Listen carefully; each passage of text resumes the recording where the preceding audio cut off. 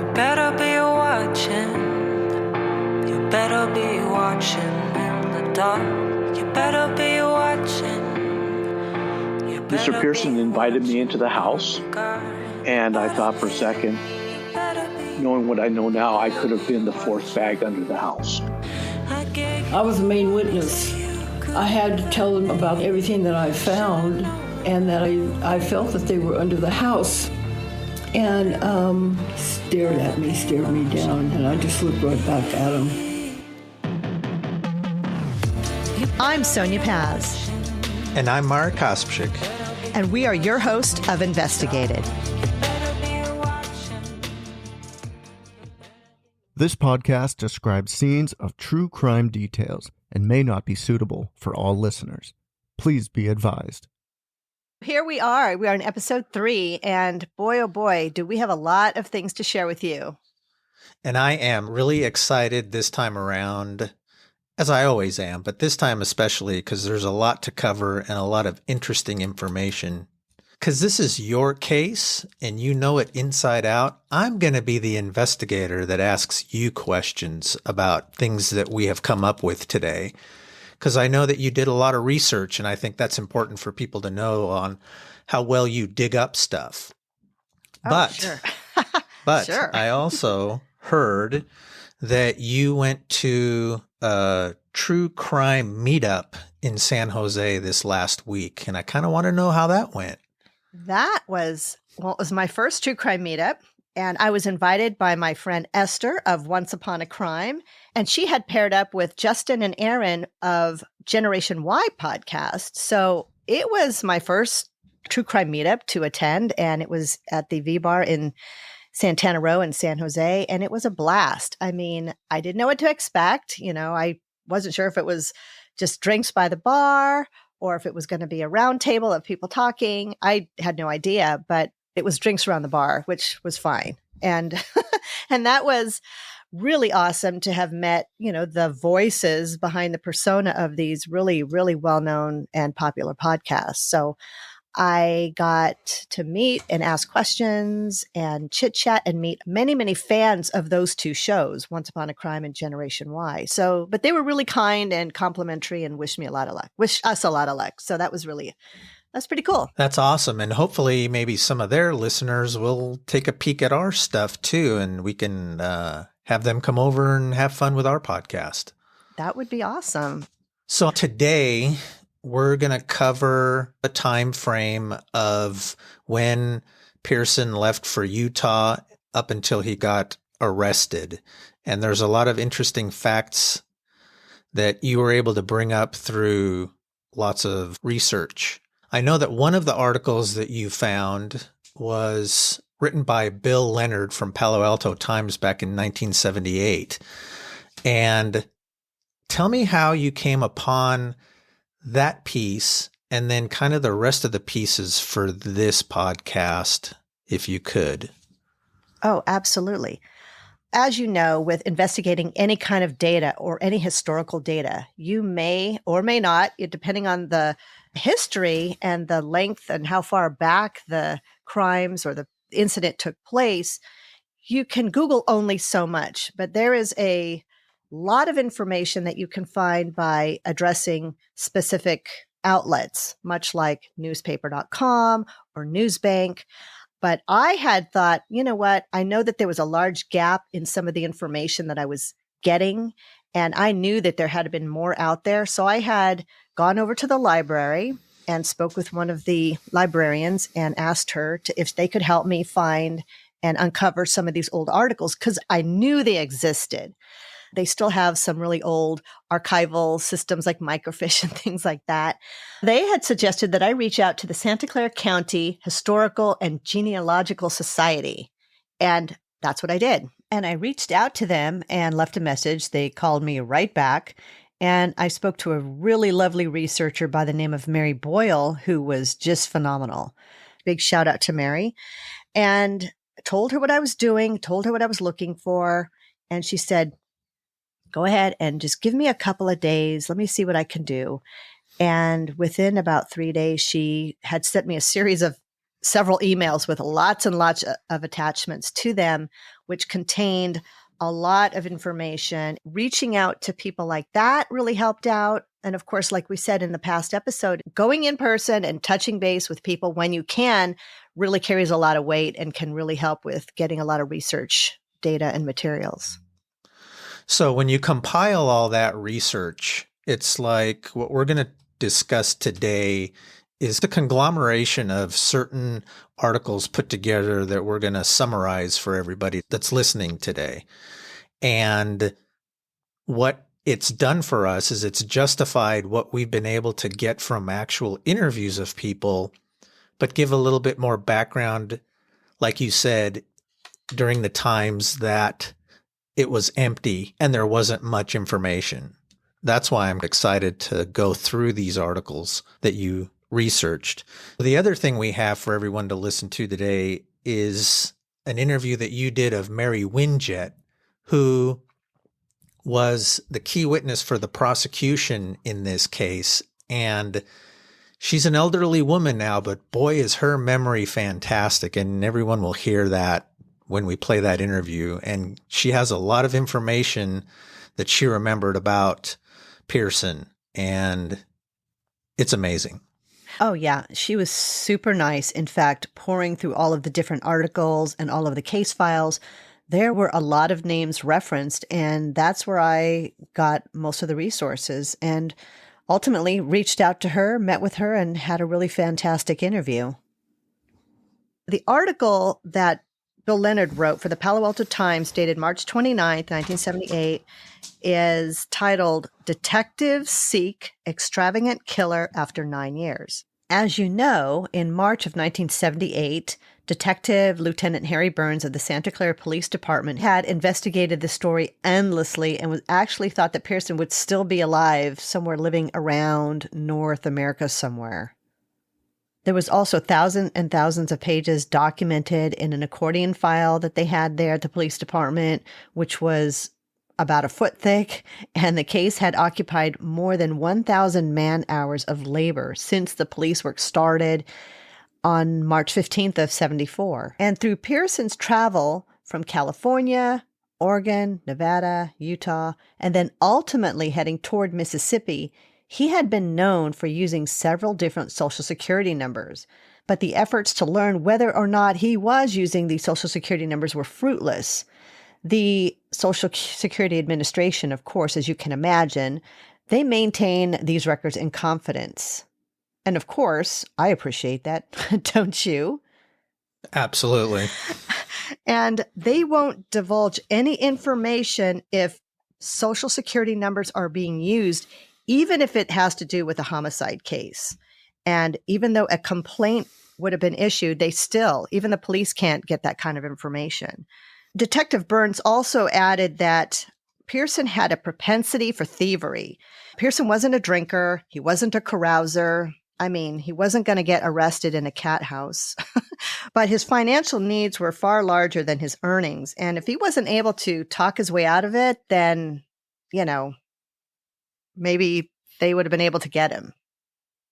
And as we know by now, Pearson, he was a pretty shifty character. I mean, he was on the constant move, and Detective Burns had also said that they had a hard time tracking him down because even though he was supposed to have made attempts to update his registration on his car and update his driver's license, he never made any attempts to do any of those things. And we also found that he often sold cars and kind of disposed of them along the way. So that was sort of his MO. So interesting. It's obviously relevant that the detective in this case looked through the thousands of pages and thousands of man-hours on this case. And you can definitely tell just by this first portion of the article that Pearson had an MO for sure. He was kind of like a grifter. He would take and seek opportunities with women and blend in with their lifestyles, which is the easiest thing to do. Instead of being outgoing on your own terms, you blend in. And that's how I think he got away for so many years. And it's really interesting that he knew in his head that if he didn't have a driver's license or renewed a driver's license in a certain state or got insurance or even kept a social security card that was new or updated, that he would be able to slip through the cracks. And that's exactly what happened, is he slipped through the cracks for years and years. Right. And I've thought a lot about this. It's almost, I listen to a lot of podcasts. I read a lot about people who are con artists or, like you said, grifters. And it's a high for them to get away with stuff. And what does it do? It only feeds to do more and more. Absolutely. And it's almost like they have a narcissistic attitude towards people and society in general, that they're always right and that they can get away with whatever they have schemed in their minds. You're absolutely correct. And the con game was high and mighty for this guy. The authorities had been in communication with Arlene Roosh, who was Pearson's second wife, the one that lived in Utah, and she had since remarried and moved out of Utah to Nevada. But authorities stayed in constant communication with her because she was still very much concerned about the fate of her young son. Questions were, was he still alive? Where had he been? Where were he and Pearson living? Everyone was really concerned and worried for the safety of this small child. And Burns had said, we don't know if the child met the same fate as Pearson's other children. With those questions again, is he alive or dead? And whether the father is raising him on his own. So as a mom, those are just bothersome to me. I can't even imagine the angst that this poor woman had felt in not knowing that her child had been just taken one day. So the interesting thing about Pearson is now when he moves on, he actually takes his kid, kidnapping obviously, and vanishes. And this poor woman is left with no idea what's happened to her son, because you have to realize that this is in the 70s where we don't have social media. The only thing we really have is police agencies talking with each other and the FBI, and that's the only way that they can locate people nowadays.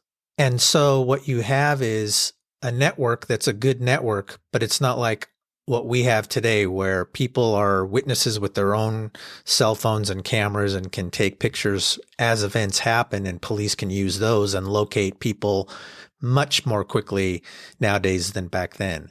And so not surprised that law enforcement kept in touch with her, because who knows, he may have meandered back into her life and then they were maybe able to catch him that way.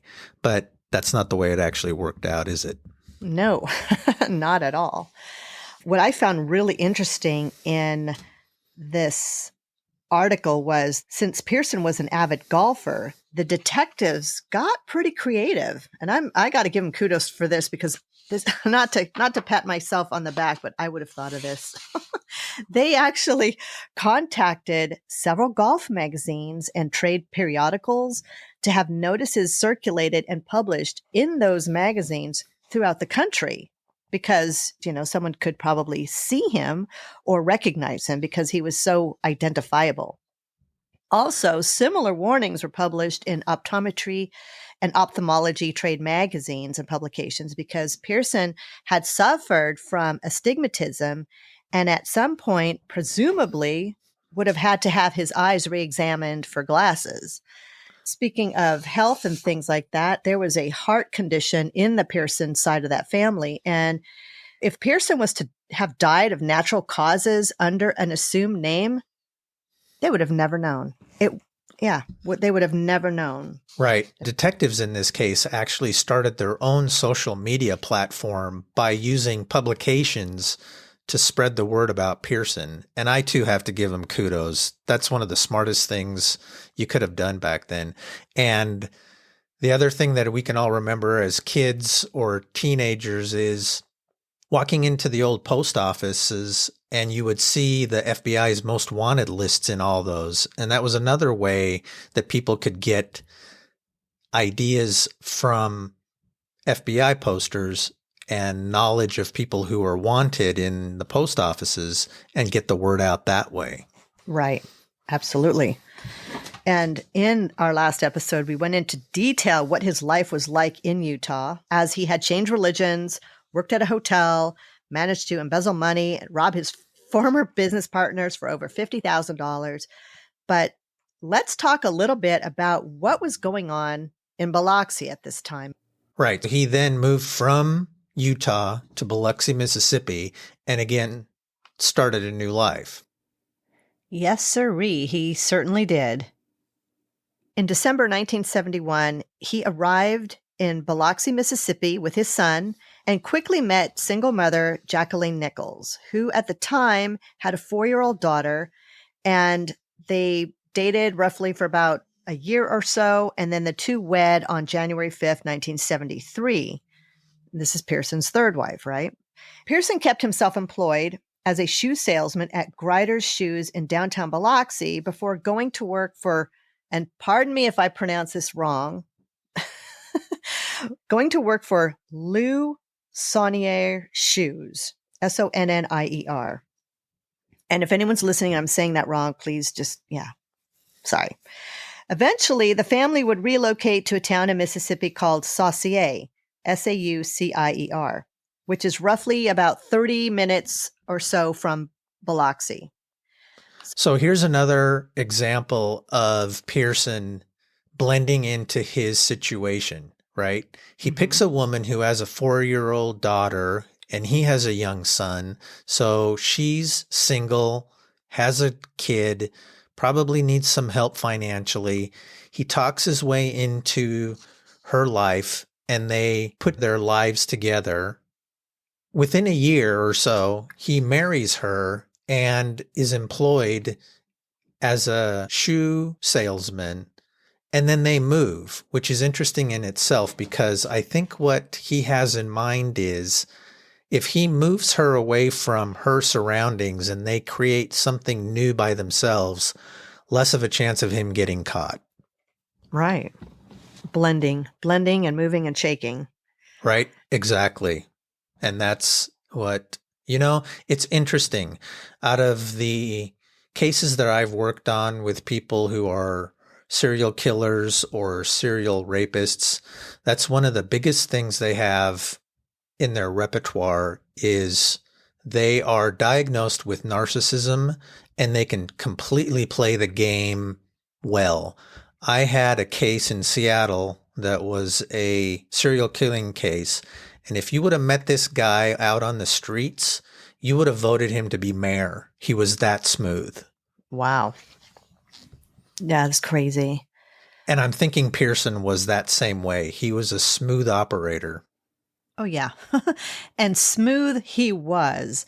In fact, at the time of me editing this audio, I decided to contact the Biloxi Historical Society and spoke to the gentleman there who owns the site and manages everything there by the name of Ray Belandi. Was incredibly helpful. I called him because I wanted to verify a couple of facts. One thing was the Lou Sonnier shoes. I wanted to make sure it was not Sonnier, but it was Sonnier, and he verified that. Of course, I gave him the whole skinny of why I was calling and the reason for the call and the story that I was writing and for our podcast and everything. And he had asked me if I needed anything and if there was any kind of search he could do on his end. And so he did provide me with a couple of things, which were really, really helpful. One was the announcement in the Sun Herald in January of 1973 about the marriage license applications that had been listed. And it does state right here that George David Watson III and Mrs. Jacqueline Marie Nichols, both of Biloxi, had filed an application, which is funny because it says both of them were from Biloxi. And of course, we all know that he wasn't from there. But yet again, like you said, he blended, he was smooth. And when you're confident, I guess, to spread the lie, then it's believable. The other article that he had, which is kind of an extension of one of the articles that I had already, but it just done a little differently, was written by Stephen DeSanti of the Daily Herald, and this was dated on Monday, July 31st, 1978.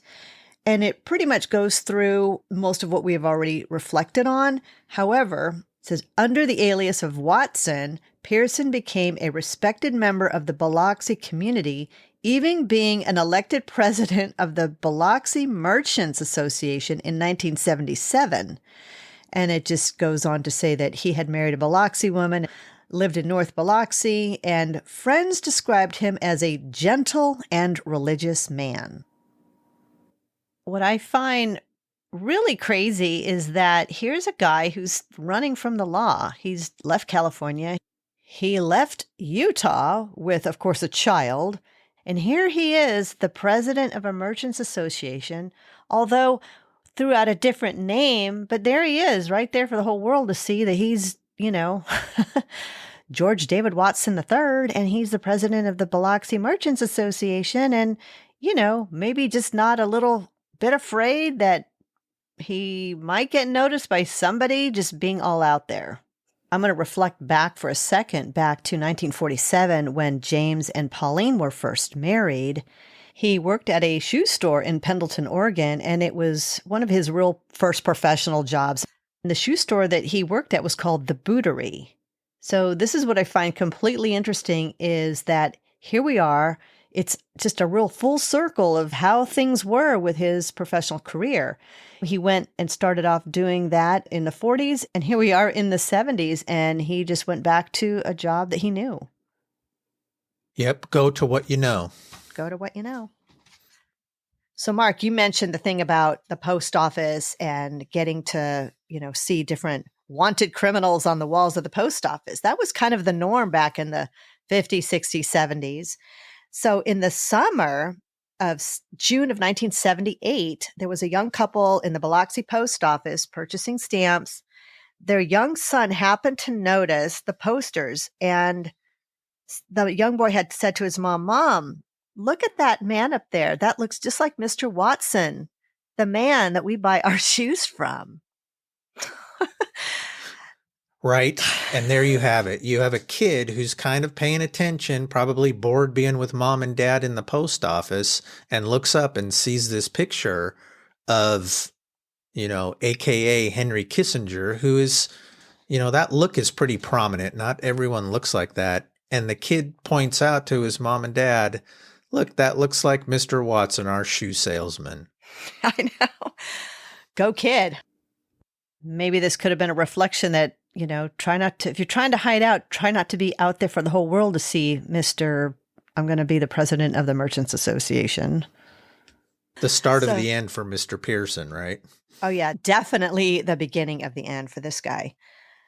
The couple, of course, agreed that the uncanny resemblance of the man was the kind salesman that they had often purchased shoes from. So they quickly had notified the Gulfport FBI office in Mississippi, and with this long-awaited tip, and reported Mr. Watson, or rather James Arthur Pearson, or rather Albert D. Four, to the FBI.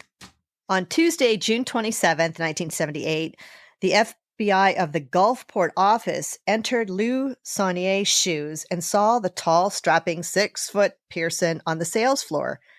They looked at the wanted poster, they looked at Pearson, and concluded that the resemblance was striking. They requested Mr. Watson speak with them privately in the back office. They were professional, they don't want to embarrass this guy on the sales floor. They asked George Watson if he was indeed James Arthur Pearson. Watson responded that he was not that person. However, when the agents then requested to have Watson accompany them to the FBI office to have fingerprints taken to verify his identity and rule out any possible errors, it was then that Watson said, "It's me. I'm James Pearson." Right. There you have the difference between someone who is a grifter and a thief, knowing that the gig is up, surrendering to the police without any issues, because they know at this point, and he knows at this point, that they have him. So he surrenders. He has to. He has no way out. Right. There's no way out. I mean, that he's carried around this giant suitcase of chaos for so many years that maybe it was a relief to finally just say, yeah, it's me. I don't know. We'll see. Yeah, could have been. Could have been.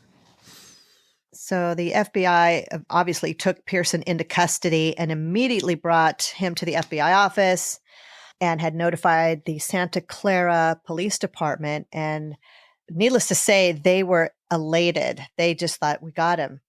We finally got this guy. Right. They did get him finally. But what was very interesting to me, like we were talking about earlier about serial killers or rapists, that sort of personality, is what the police shared in this article with the store owner. And that's what I found very interesting is, again, you would have never known that Pearson was who he was based on the store owner's recollection of him. And share that with us.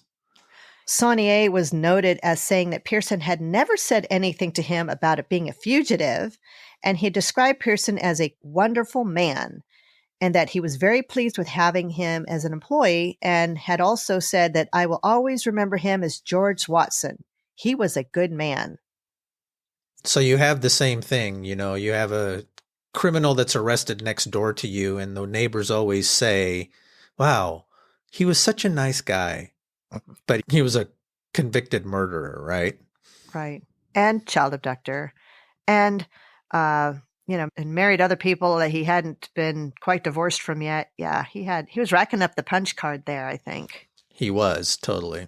So then Pearson was taken to the U.S. Marshal's office with a $100,000 bond and was extradited back to California. Correct. Yep. And transported to the Santa Clara County Jail on Thursday, June 29th, and was arraigned before Santa Clara Municipal Judge William F. Brown Jr., and was held without bail at the main jail in San Jose. And a hearing was set for Friday, July 7th, 1978, for Pearson to enter a plea. And the prosecution had argued that he was a flight risk, that he needed to be held without bail because he was slippery. And so they needed to make sure that he wasn't going to be dashing out, because I would wager to say that would have been the first thing he would have done. And who knows where he could have ended up. He could have just, scooted right out of the country. Right. Easily. And what's interesting to me is back in 1978, most people were given bail no matter what their charges were, unless it was a horrific charge. I mean, this was a triple murder, no doubt. But I think there were a lot of theft charges that were pending for Pearson. But I believe Santa Clara wanted to take on the murder charges because that's what was going to give him the most time. And I think that's what they were concentrating on. Right. So as you had mentioned, we have the interview of myself and Mary Winget that was done in January of this year. And we'll go ahead and have a chit chat about it after we listen to this.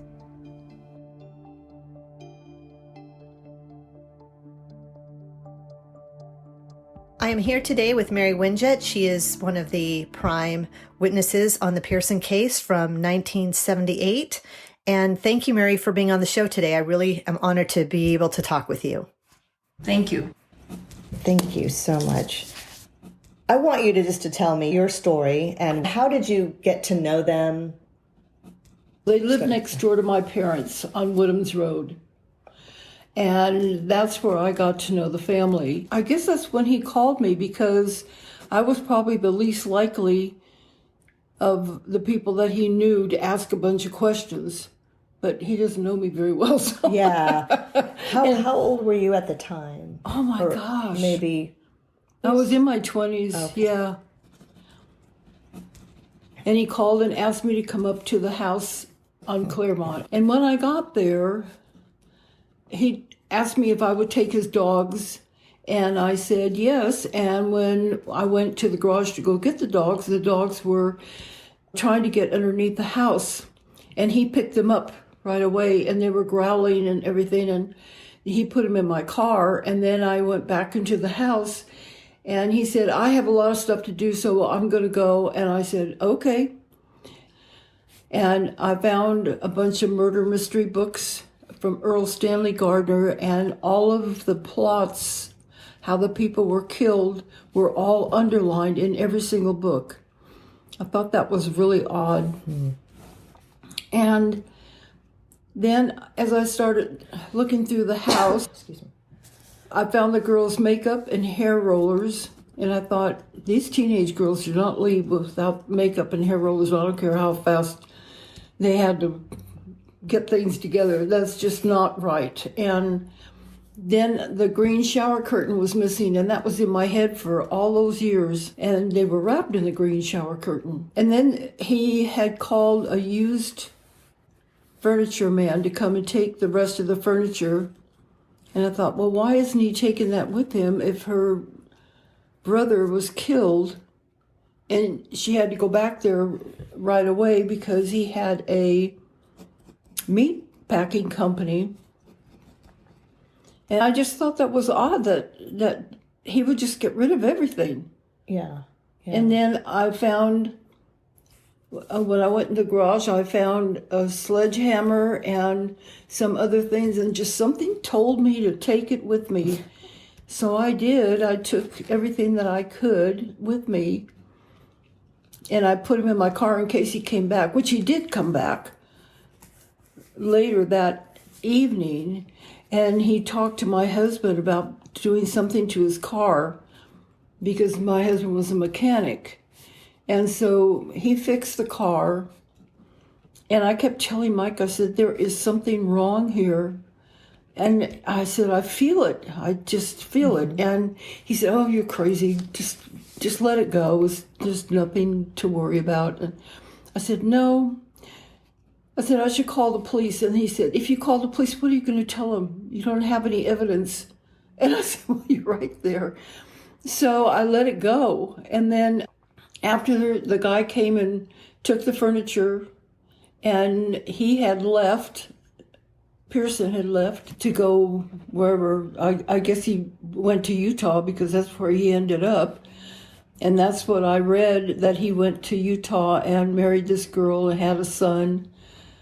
Took the church, the LDS church, for $50,000.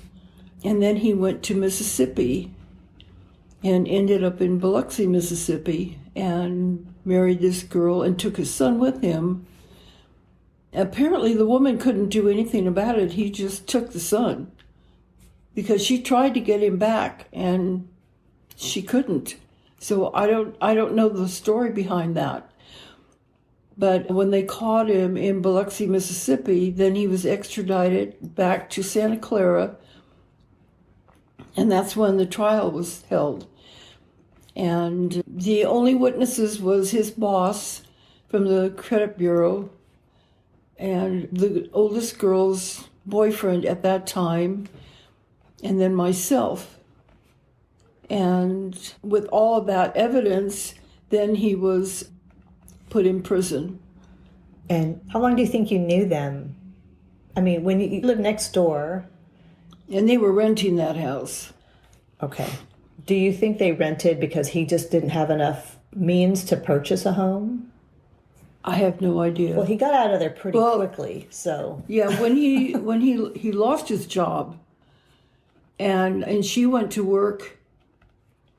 The Kitty World fashion. Kitty World, yeah, Kitty World. And I know they didn't have a lot of money because he had a hard time getting another job. Right. But the oldest girl went to Amsterdam, I think with a class. It was a school thing. And when she came back, he had claimed that she was smoking marijuana. And I thought to myself, this girl is very unlikely that she would be doing that because she just wasn't that kind of a kid. Right. And I guess apparently he got very angry, lost it, and killed her. And then the youngest daughter ran to go get the mother and let her know what was going on. And they both came back home, and he killed both of them. I just don't understand why she didn't call the police, because the youngest girl knew that her sister was being killed. Right. And I've thought about that. And the only thing I can think of is, back then we had phones that were fastened to the wall. Mm-hmm. So, and we didn't have cordless phones then. Right. So, in just the haste of being upset, maybe just ran out. And, because she was only about 14 at the time. So, let me just go back just a little bit, because I know when we spoke on the phone, you told me in detail about the situation with the dogs, and that you had gone over and the dogs were digging. They were digging under the kitchen window. And I thought that was strange. After I got the dogs to my house, I went back to that house and I walked all around, and they had a swimming pool, except for the very back, which was a short area. I didn't go back there, but that's where the crawl space was.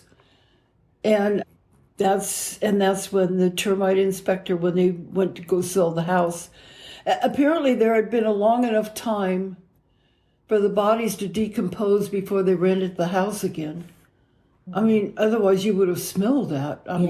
3 bodies. Yeah. There was one neighbor that told my mom that she had helped with disposing of things also. I don't know if you knew of another person, but she had gone over there and smelt something in the backyard, but just thought it was the swimming pool that was just tenacious earth. The garage was attached to the house. And there was a window where the kitchen was, a window. And the dogs were digging under the window, and there was rocks there. But they were digging here, here. There. Yeah. Because they probably smelled something being under there, you think? Dogs know. Dogs are very instinct. They just know. When they were digging, he got really nervous, you said? Yes, and picked up both the dogs and told me to please take them right then and there. He said, because I don't want them to run away. So you were saying that the things he had you disposing of was the makeup and the curlers and things that a young teen wouldn't necessarily forget. Right. Those are the things that I took home with me. Okay. And because if there ever was anything, and there was, at least I would have evidence. Correct. Of what I felt. Right. Yeah. And you said that when he had left, you found a sledgehammer and these mystery books. Describe what the sledgehammer was. It was a big, tall like this. Like 30 inches or so? With a big, because that's how they made them in those days. Do you think that that's what he actually killed them with? Yes. Not this meat hammer story that he... No, it was a sledgehammer. Because I remember the dogs. I remember Pauline used to play the piano, and when they lived on Woodhams, and, I was 7 or 8, but Mary Ann used to babysit. But I used to go over there, and we'd just hang out, and Pauline would play the piano, and the little dog would sit next to her and start to sing along, and we would laugh, and it was funny, So you said that you also found a book. It was like a military, was it an album or like a personal scrapbook of his or some type of yearbook? No, it was from the military. It had everything about him and his platoon and where they went when they returned. It had everything like that in there. I guess they give them that when they leave. Okay. So he had to have been honorably discharged, or he wouldn't have gotten any of that, I would assume. But how could he not have a driver's license or Social Security card and be in the military? I don't understand that. Yeah. So did the investigators tell you that, or did he tell you that? Okay. The investigators stated he didn't have any kind of ID. And I think it was even mentioned from his employer, which kind of surprised me, because wouldn't you think the employer would ask about those kinds of things if you put somebody in management? Right. Especially, he worked at a credit bureau. Well, he was manager of it. Right. And that's like he's got the lay of the land to assume or maybe have acquired somebody else's identity. I mean, yeah, I would have liked to have known what happened before he ever met and got married. You know, yeah. I'd like to know that. Yeah. If you ever find out, because there's something there that just isn't right. Right. So, as you know, the story is not just about the murders. He escaped to Utah and then met a woman, fathered a child, abducted that child, disappeared, went to Biloxi, started a new life with a new wife and new kids and a stepdaughter, and they changed this boy's name and lived this grandiose life for 5 years. And he wasn't even divorced. Oh, no, he wasn't divorced. And I can't seem to, the state of Utah will not release that to me. Really? Yeah. They're saying it's private information. You know what? My brother is very big in the church. I wonder if he could get it. Oh, from the church? Yeah, he stole $50,000 from the church. Yeah. He became a member of the LDS for that very reason. He knew how to manipulate people. Oh, yeah. To get what he wants. So this is their marriage license from Pendleton, Oregon in 1947, where it states where he was from, his name and all his information. And then Pauline, and did you know that she came from Czechoslovakia? She wasn't born in the States. She came here, and I learned, and you had verified that she had a brother. Yes. Did you ever meet any of the family? So it's harder to get information about her background because she had come here, and I don't know what age she came here, but she was also 7 years older. She was 29 when they got married, and he was only 22. So, I mean, not that that's bad or anything, but they were married by a Catholic priest and all that. So that's what I was able to find. I have not found any birth records for either of the daughters. No birth records? Well, I can't seem, the state of Oregon has, because my research shows that they were either born in Pendleton, Oregon, or they were born in Salem. And I've been in touch with those municipalities, government offices, and they're saying, well, we just don't release things. And then the other excuse is, well, we don't have things that far back. I'm like, yeah, you do. You do. Yeah. So I'm still trying to find that out. But James Pearson had a twin sister. Oh, I did not know. I didn't know that either. But there's a Joanelle Pearson. Well, he had an older brother who passed away at the age of 5 due to something called juvenile paralysis. Mm-hmm. And he was born in 1921. And Pearson and his twin sister were born in 1925. So, and also found out that his father, James Pearson's father, left his family with a wife with 3 kids. So that behavior is similar. But I don't recall ever meeting family when they lived next door, and I don't recall them ever going on vacations because money was an issue. Do you remember interacting with the girls much, or can you tell me about your encounters? No, because there was such a difference. I mean, I was in my 20s, and my daughter reminded me, she goes, Mom, I was born then. And I said, what's really crazy? I don't remember being pregnant with you and having all the, all this turmoil. I said, no, I just don't remember it all. Yeah. I don't know if I just put it out of my mind or if I just didn't think about it enough at the time that maybe there was just too much going on. Yeah. Because I was working all the time.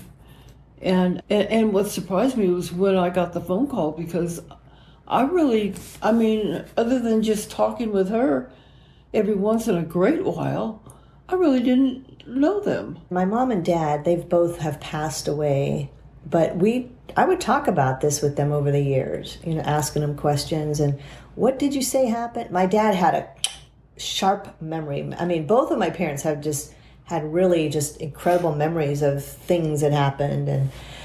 And I remember when the detectives came to talk to my mom and dad. Mm-hmm. And in my memory, my thought, I'm pretty sure it was a Saturday. I think they came to my house on a Saturday, too. And when I talked to my brother, and I said, well, what do you remember? And he said, well, they came over on a Saturday. And I said, yes, they did. And so when I was talking with one of the retired officers, who I'm going to be doing an interview with in a couple of weeks, I said, I think y'all came over on a Saturday. He goes, probably, because homicide has no schedule. So that was like, okay, I know now that I'm not, this is not something in my imagination. Yeah, because I know I came home from work, because I worked at Safeway.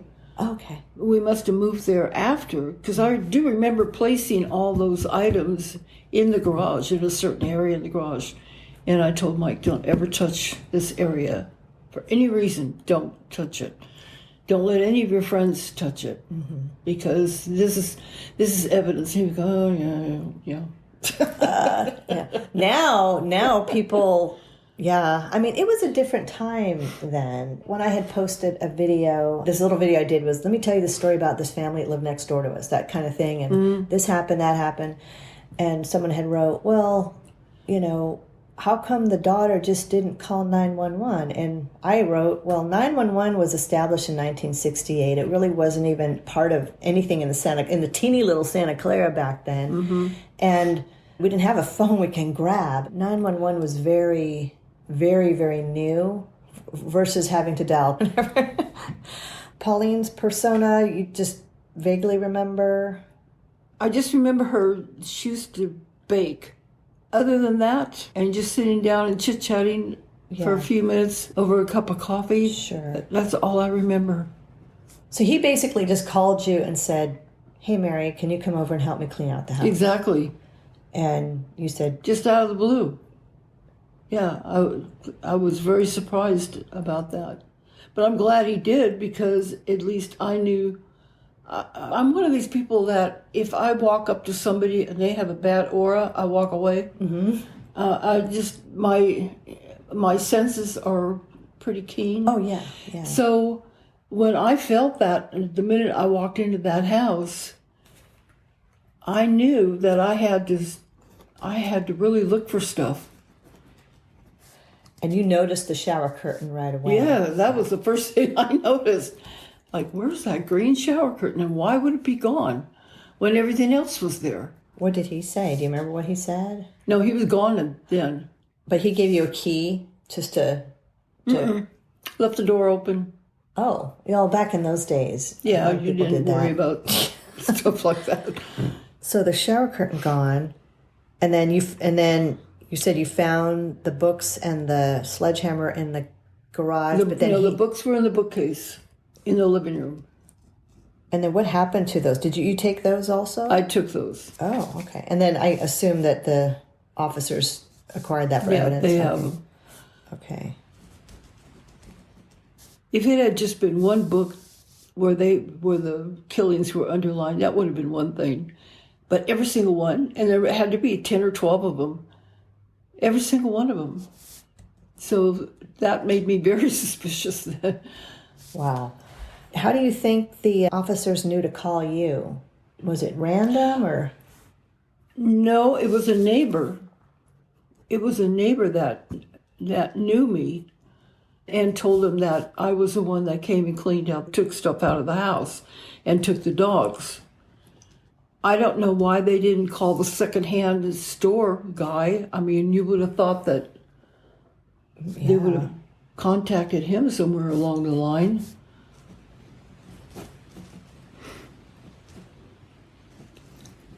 There was one article. No, it's in the testimony, because I went to the county. Mm-hmm. He had rolled up the carpet and threw it behind the shopping center, which was the food villa, and discarded other things in their trash. That was long I looked gone. for blood on the walls and stuff like that, but I didn't. He must have cleaned up well. Right. And do you believe that the story he told about the girls rolling cigarettes and smoking? No, I can't even imagine that happening. And with him being home, no. No. I think he just lost it. I think It had something to do with her trip, probably.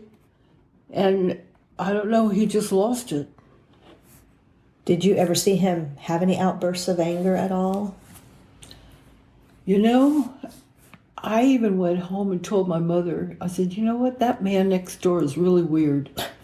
I can't pinpoint what it was, but I always thought there was something very strange about him. And like I say, with my feelings, and I just kind of wanted to not be around him. Mm-hmm. I didn't trust him. Yeah. But my dad had gone golfing with him at one point and said, came home and told my mom, boy, that was a strange golf game. He goes, this guy next door, man, he got so mad he was taking his golf clubs and hitting them against a tree. But so he left the house in just disarray. Were you able to clean the whole thing out? Was that what he wanted you to do? Was just clean out everything and throw it out? No, actually just take the dogs and that was basically it. Okay. But when he left and I was still there, I started snooping.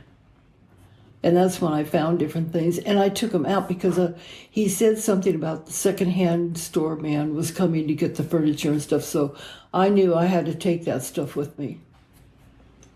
In talking with one of the officers, he does not believe that he owned the house either. He didn't. Yeah. He didn't because in the paper, it came out that he rented the house. And because the house was rented and they didn't go underneath the house when they rented it to this other people, mm-hmm. because there was no reason to. If he sold the house, then they would have found the body sooner. Yeah. Well, I know they didn't buy the house because they didn't even own the house next door to my parents. Tell me what happened when you were at the court and during the trial. Were you there for the whole time or just brought in? I had to be there for the whole time. I was the main witness. I had to tell them just what I'm telling you about the books and everything that I found, and that I felt that they were under the house, and brought up the green shower curtain again. But I had a gag order. I couldn't talk to the press at all. Oh, okay. I don't know why. I mean, he wasn't that big of it's not like he was a celebrity or anything. Yeah. But, or maybe because there weren't so many witnesses. I know her boyfriend was only on the stand for like 5 minutes. But another piece of information I found really interesting is that back in the day when you had phone books and stuff, they listed your occupation in there as well. I mean, I don't know if they just didn't know this, because in here it says if the investigators probably would have known this, they would have probably found him sooner. But, and I'm not being critical, but in here it says that James and Pauline Pearson, he's a salesman at the Bouderie. He worked as a salesman at a shoe store in 1947. If they had this information, that might have led them into knowing what kind of areas of a profession that he may have gone back, something familiar that he would have known, that he would have blended in. Mm-hmm. But that's just me probably overthinking it. Oh, it's something that he knew. So, yeah, he was out of a job. He had to work someplace. So the gag order was just not to talk to anyone about the case ever, or just during that trial? No, just during the trial. Oh, okay. And you obviously made eye contact with him. He saw you. Oh, yeah. Yeah, absolutely. He stared me down, and I just looked right back at him like, you stupid jerk. Yeah. So he stared you down, but you weren't intimidated when he stared you down? I've never been intimidated by anybody. Yeah. Do you realize that your testimony was the one that sent him up the river? Yeah. Yes. Yeah. Yeah, he was in there for 38 years. So he was released in 2013 at the age of 88. Yeah. So that's been 10 years, so 98. And one of the last things that I had found that listed in 1991, he was looking to get parole. This is kind of one of the last things, because I think by 1991 it wasn't there were other stories more important than this, and I hate to say that. It's not that I think that, but the reporters were just covering a murder that had happened 15 years earlier. I feel like I have a little angel of Mary Ann telling me, tell my story. Right. Because other than the Detective magazine, which was published in 1980, and that was a very limited market for that. With today's podcasting and audio stories and things, there's a larger audience, but I don't want their memory to ever be forgotten, and that's very important to me. Thank you so much, Mary, for your time today. I really appreciate all of your insight and your witness testimony of what happened. You are very welcome. And I wish you well out of this whole thing. And if you need any more information, feel free to contact me. Awesome. Thank you. Thank you.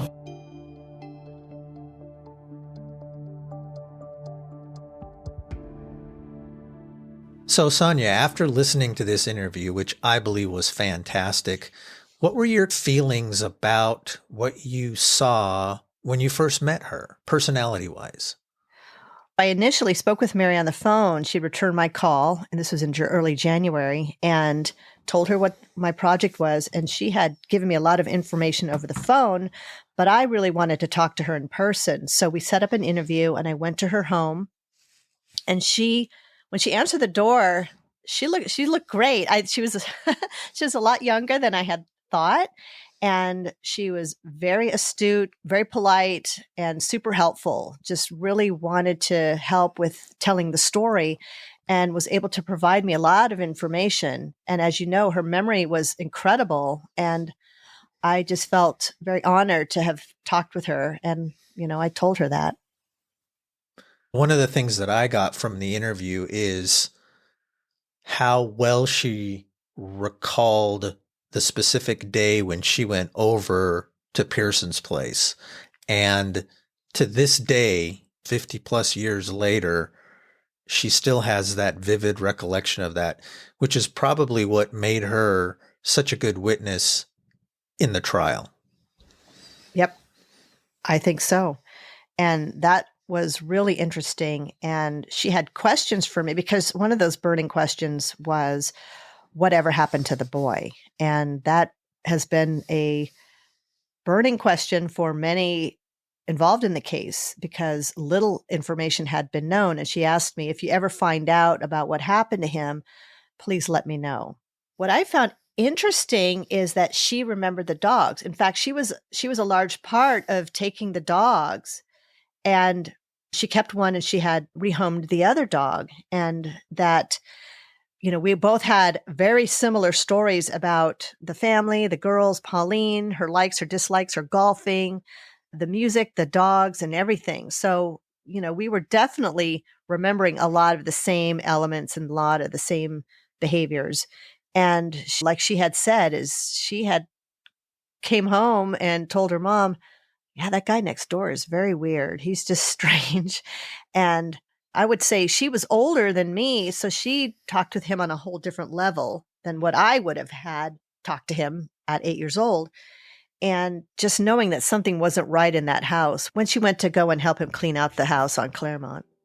And I believe she said she was 22 years old when this happened. And interesting about her husband working on Pearson's car that I felt was interesting. If you think that what we covered today was good, we're going to have a lot more detail about his life in Biloxi. With information that Sonya was able to get, we're going to discuss that on episode 4 of Investigated. Awesome. Looking forward to it. There's a lot to tell. Can't wait. All right.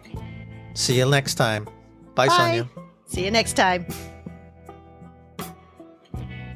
Thanks so much for listening. Be sure to follow Investigated on Apple Podcasts, Spotify, YouTube, or wherever you listen to your podcasts.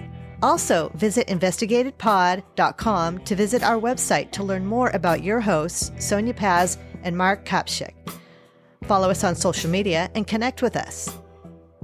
Investigated is written, edited, and hosted by me, Sonya Paz, with story advisement and input from Mark Kopchik, and many thanks to the research of criminologist Clark Williams and also to Allison Betts Goldman for her contributions to this story.